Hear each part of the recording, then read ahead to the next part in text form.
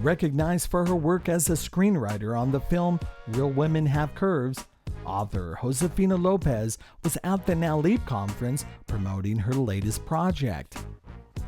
Hungry Woman in Paris is a fictional memoir. It's a story of Canela, a Latina journalist who's jaded and tired, and she breaks off her engagement to a Latino doctor, and she decides to take off to Paris with the same tickets that were supposed to be for her honeymoon, and she decides to go because she's going to depart before W gets reinstated, once they say sworn in again.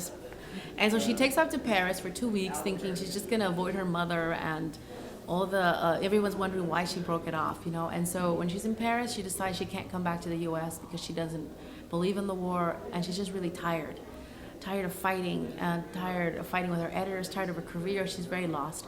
So she decides to stay in Paris to wander around, have an existential crisis.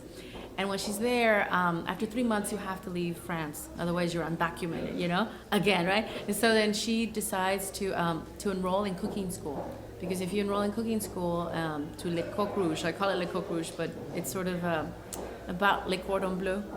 And so she gets a visa to stay in the country for a year. And during that year, she has all these erotic and fun adventures, discovering her sexuality and life and men. And also what it is to be an immigrant all over again, and her identity. It's really amazing that it worked out this way, because I know when I started out writing, I thought I was going to write sitcoms, and that was going to be the way in.